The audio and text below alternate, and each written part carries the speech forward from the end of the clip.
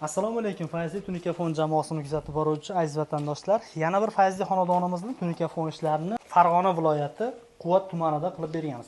Bu xonadonimizni mana shu darvozaxona qismi, mana bu ayvon qismini go'zal holatda qilib bitkazib berdik.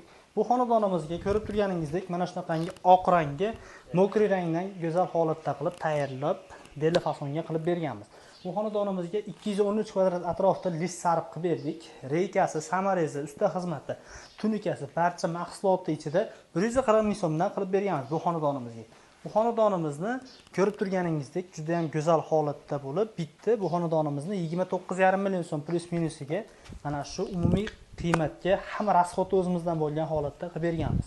Ko'rib turganingizdek chekalarini deli fasonga qilib berganmiz.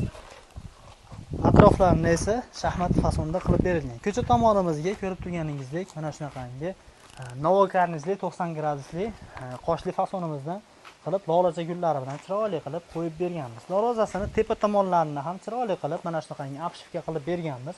Bu ham juda ham go'zal holatda bo'lib turibdi.